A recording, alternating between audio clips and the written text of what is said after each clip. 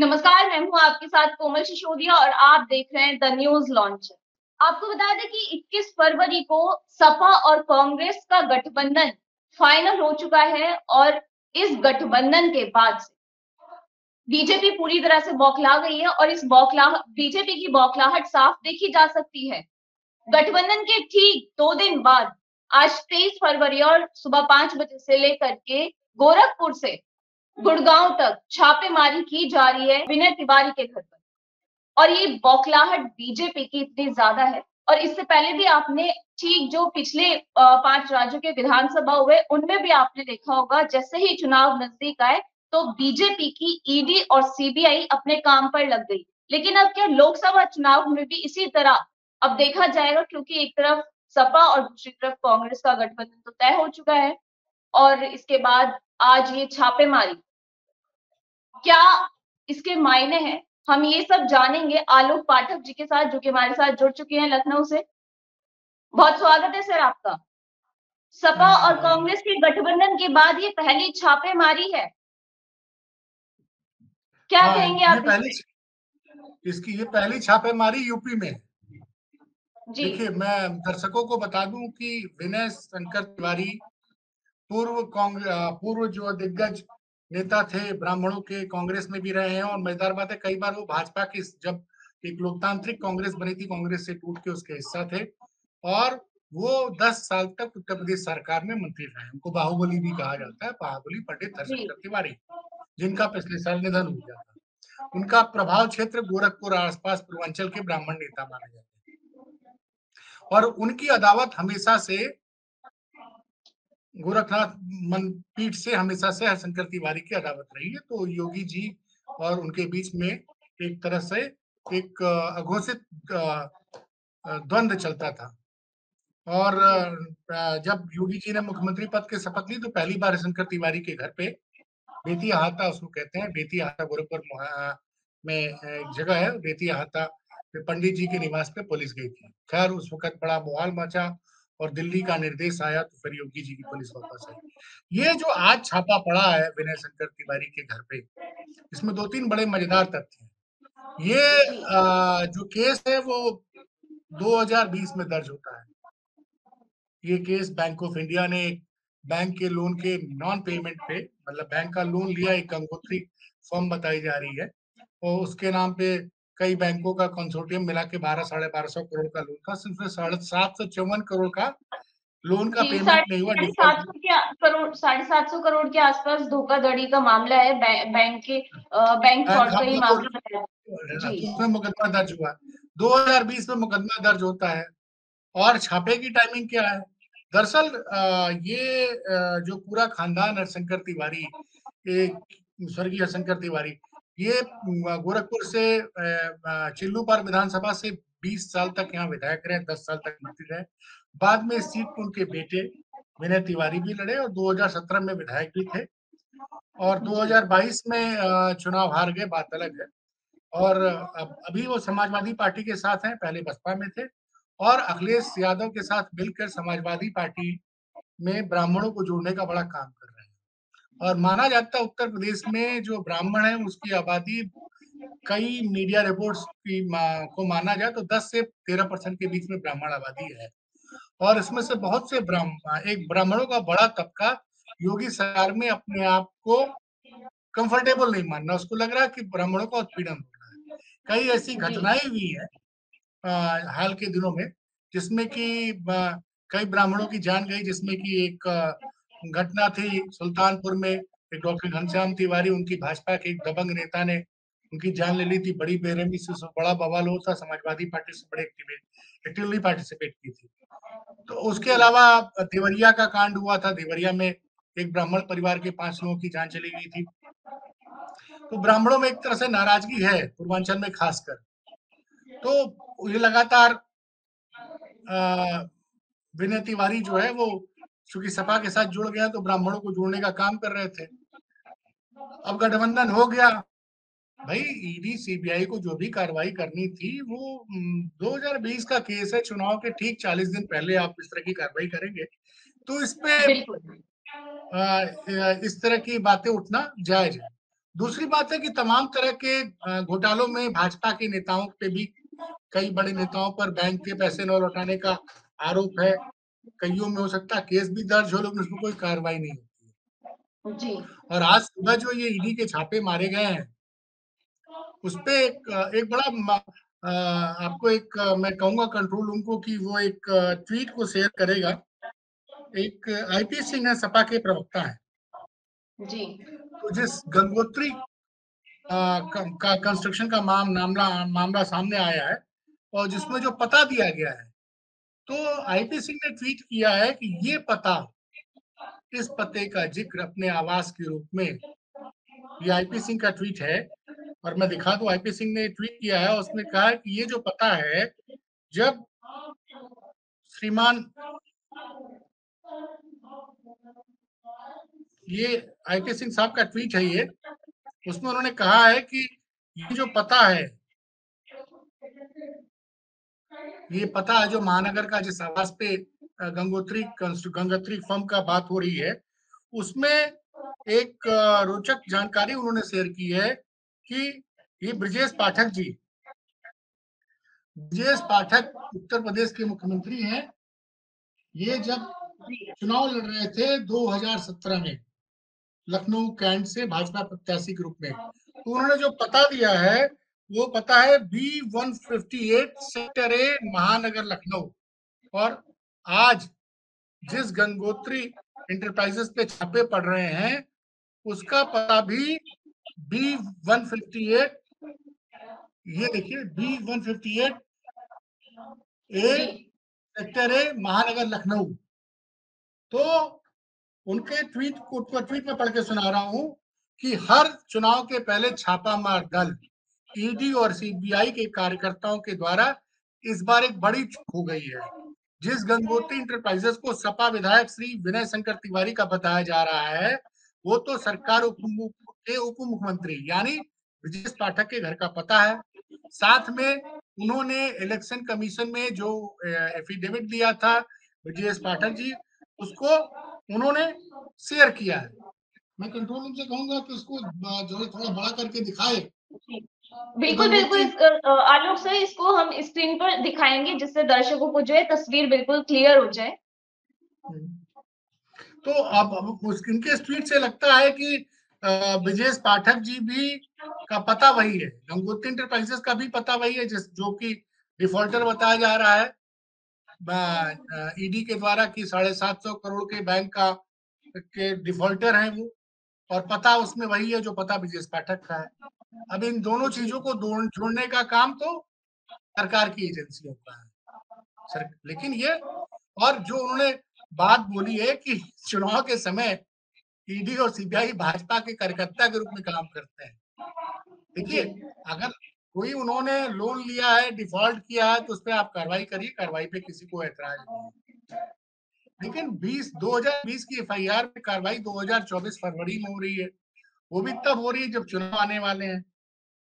और बिल्कुल। वो घटनाक्रम को देखिए तो ये कार्रवाई की टाइमिंग पे सवाल उठेगा कि 2 दिन पहले सपा और कांग्रेस का गठबंधन होता है,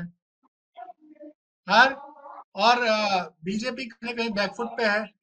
अब विपक्ष का आरोप लगाना, लेकिन जो 21 तारीख को समझौता होता है, 23 तारीख को सुबह जो है विनय शंकर तिवारी के यहाँ छापे पड़ जाते हैं। छापा पड़ जाता है जी। तो याद करिए, इसी तरह से विधानसभा चुनाव 2022 के थे, तो कन्नौज में एक इत्र व्यवसायी के यहाँ बहुत ज्यादा कैश मिला था, करीबन 250 करोड़ के आसपास का नगद की बरामदगी हुई थी। तब ये हल्ला मचा दिया गया था कि ये इत्र व्यवसायी दरअसल समाजवादी पार्टी का है, लेकिन बाद में पता चला कि वो भाजपा का नेता था, लेकिन गोदी मीडिया ने चला दिया।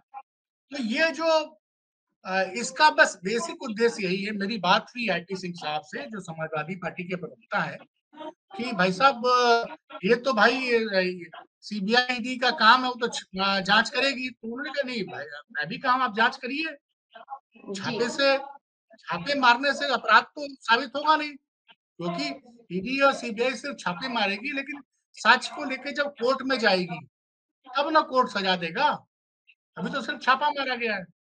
तो उन्होंने कहा कि पहली बात तो इसकी टाइमिंग है, दूसरी बात है कि ये चुनाव के समय इसलिए किया गया है कि ताकि विपक्ष के एक बड़े चेहरे की इमेज को खराब किया जाए। जी परसेप्शन के खेल में भाजपा ये बताना चाह रही है कि समाजवादी पार्टी और के जो नेता हैं वो बहुत बड़े घोटाले में फंसे हुए। ये घोटाले का मामला जी नहीं है भाई, बैंक का लोन नहीं दे पाए तो वो अपना स्पष्टीकरण देंगे, लेकिन जो टाइमिंग बिल्कुल। है वो ये बता रही है कि समाजवादी पार्टी की छवि को खराब करने के लिए जी उनका आरोप था आलोक सपा के। जी आलोक सर, 2019 में जुलाई में ये जो पूर्व विधायक विनय शंकर तिवारी है, इनके सगे संबंधियों के साथ साथ तकरीबन 33 ऐसे इनके सगे संबंधी थे जिनके साथ साथ जो है समन जारी किया गया उन सभी को, और 2020 में मामला दर्ज कर लिया गया धोखाधड़ी के खिलाफ। और 2023 में बीते बीते साल नवंबर में इनकी कम से कम 72 करोड़ की संपत्ति भी जो है जब्त कर ली गई है सरकार ने, ऐसी भी खबर है।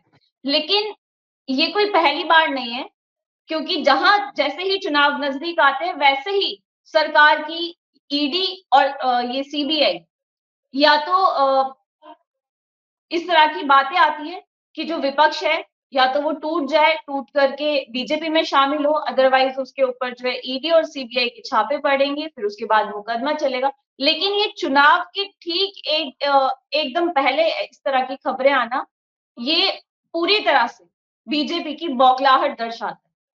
क्योंकि इससे पहले नहीं 5 मैं राज्यों के चुनावों में भी ठीक इसी तरह हुआ, आप राजस्थान देख लीजिए।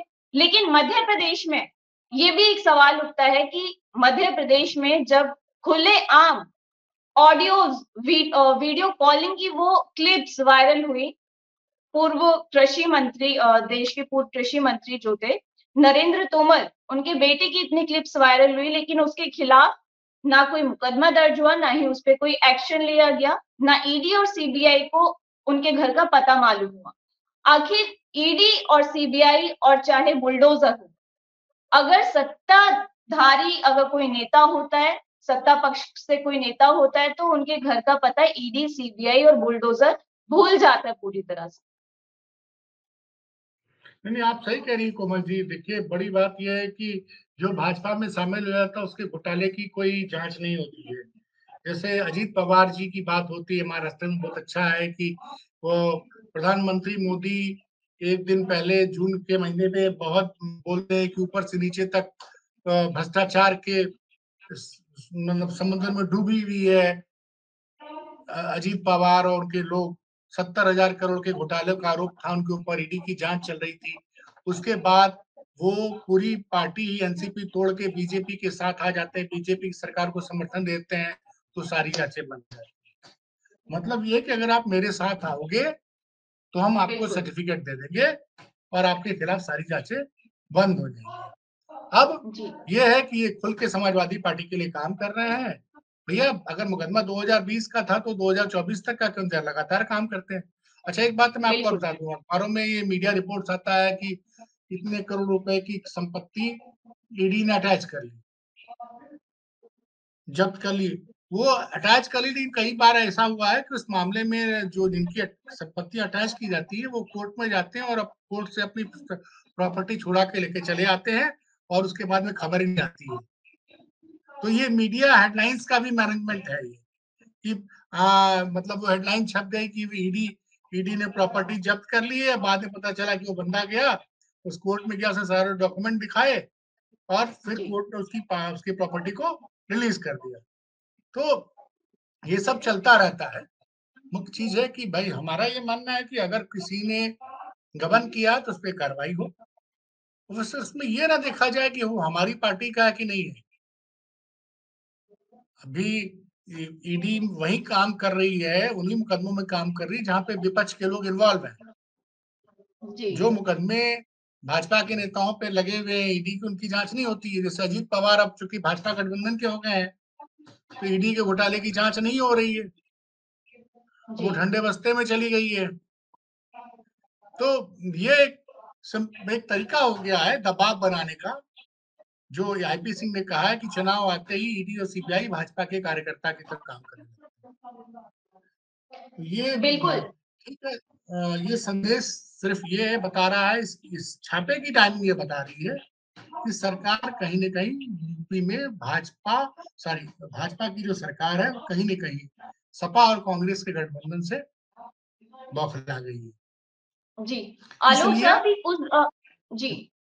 आलोक साहब भी कुछ दिन पहले मैं सुन रही थी एक डिबेट न्यूज़ 24 पे बीजेपी की एक प्रवक्ता है जब उनसे बीजेपी की वॉशिंग मशीन को लेकर के बोला गया तो उन्होंने कहा कि बीजेपी की ये वॉशिंग मशीन नहीं है, दरअसल ये सुधार गृह है। मतलब अगर कोई भ्रष्टाचारी आता है बीजेपी में, क्योंकि बीजेपी तो एक वॉशिंग मशीन अब कही जाने लगी है कि अगर कोई भ्रष्टाचारी, चाहे वो टीएमसी का कोई नेता हो या बीएसपी का हो या किसी भी पार्टी का हो, अगर वो बीजेपी में आता है तो उसके घोटाले सब माफ कर दिए जाते हैं, सब साफ हो जाते हैं। तो उसको वो वॉशिंग मशीन ना कह के उन्होंने कहा कि ये सुधार गृह है। नहीं, ये तो जनता भी देख रही है और जी। सब कुछ देख रही है। अब मुझे लगता है कि अब चुनाव आ रहा है और सरकार की मुसीबतें कम होने का नाम नहीं ले रही हैं। अभी मैं आपको बता दूं कोमल जी, मैं गया था जहाँ पे यूपी पुलिस में जो एग्जाम हुआ था उसका पेपर लीक की खबरें आ रही हैं। अभी सरकार ने उसको माना नहीं है कि पेपर लीक जी। हुआ कि नहीं हुआ, लेकिन सरकार ने पहले तो बोला कि पेपर लीक की कोई घटना ही नहीं हुई है। उसके बाद क्या हुआ कि उन्होंने बोला कि अच्छा ठीक है, आप लोग साक्ष्य जमा कीजिए, आज शाम को 5 बजे तक साक्ष्य जमा। तो उत्तर प्रदेश में उन छात्रों ने अपना डिसाइड किया और आज वो इको गार्डन एक जगह है, वहां पे कम से कम 50,000 से ज्यादा छात्र छात्राएं धरना दे रहे हैं और उनके प्रदर्शन से लखनऊ में सरकार की नींद उड़ी हुई है। तो सरकार की जी। परेशानियां कम नहीं हो रही है और सरकार बजाय मतलब इस बात पे आके योगी जी को जवाब देना चाहिए कि भाई पेपर लीक का जो आरोप लगा है उस पर तुरंत कार्रवाई करें, या तो पेपर फिर से री एग्जाम कराएं। जो अ, छात्रों की जो आज छात्र छात्राएं लगभग 50,000 से ज्यादा छात्र छात्राएं इको गार्डन में इकट्ठा हैं, उनकी बात को जी। सरकार माने। तो परेशानियां सरकार की दिन पर दिन बढ़ रही है और ईडी की जांच विपक्ष के हर उस नेता के पास अब पहुंचेगी जिससे भाजपा को जी। चुनाव में जीतने बिल्कुल। में मुश्किल लग रही है, तो उसको फंसा दिया जाए ताकि वो क्षेत्र में निकल ना पाए। लबोलबाब यही है कोमल जी। बिल्कुल आलोक सर, आपने जो बात कही अभी, आपने छात्रों की भी बात कही कि 68,000 शिक्षक भर्ती के लिए जो है अभी हाल ही में पेपर लीक हुआ उत्तर प्रदेश में, लेकिन सरकार जो है इसको सिरे से नकार देती है कि यहाँ तो कोई पेपर लीक का कोई ऐसा मामला ही नहीं। लेकिन आज छात्र सड़कों पर है, किसान सड़कों पे है, जगह जगह आंदोलन हो रहे हैं। लेकिन आपको मैं आज बता दूं रियलिटी कि आज हम लोग जंतर मंतर गए, लेकिन धारा 144 के चलते वहां पे किसानों को आने नहीं दिया गया। अभी जिस तरह से शंभू बॉर्डर पे तमाम चीजें चल रही हैं, पूरा देश देख रहा है, लेकिन उन खबरों को दबाया जा रहा है पूरी तरह से। और अब तानाशाही इतनी बढ़ गई है इस सरकार की, अब कोई भी किसी को भी सड़कों पे भी आकर के उनको प्रदर्शन करने का जो उनका हक है वो भी उनसे छीन लिया जा रहा है। सरकार उनकी मांगों को एक तो पूरा नहीं कर रही है, और दूसरी ओर अगर उनका जो हक है, जो उनका राइट है वो आंदोलन करने का, वो भी उनसे छीना जा रहा है। लेकिन आज नौबत ये आ गई है, सरकार कहती है कि आज देश की अर्थव्यवस्था काफी सुधर गई है और हम 5 ट्रिलियन इकोनॉमी वाला देश बन चुके हैं, लेकिन हकीकत कुछ और बयां करती है। बेरोजगारी हो, महंगाई हो, अगर बेरोजगारी ना होती तो इतने छात्र, चाहे वो पुलिस भर्ती को लेकर के हो, चाहे वो शिक्षक भर्ती को लेकर के हो, आज वो सड़कों पे इस तरह उतर के प्रदर्शन नहीं कर रहे होते। लेकिन इसी तरह से कई मुद्दे हैं जिन पे काफी लंबी डिबेट हो सकती है, काफी लंबी बहस हो सकती है, और हम लेकर के आएंगे ऐसे अगले किसी ऐसे मुद्दे पर कि आपको उस पे पूरी डिटेल में जानकारी दे सके। तब तक के लिए विदा दीजिए और मिलते हैं आपसे अगली वीडियो में। तब तक के लिए आप देखते रहें न्यूज़ लॉन्च उत्तर प्रदेश उत्तराखंड। नमस्कार।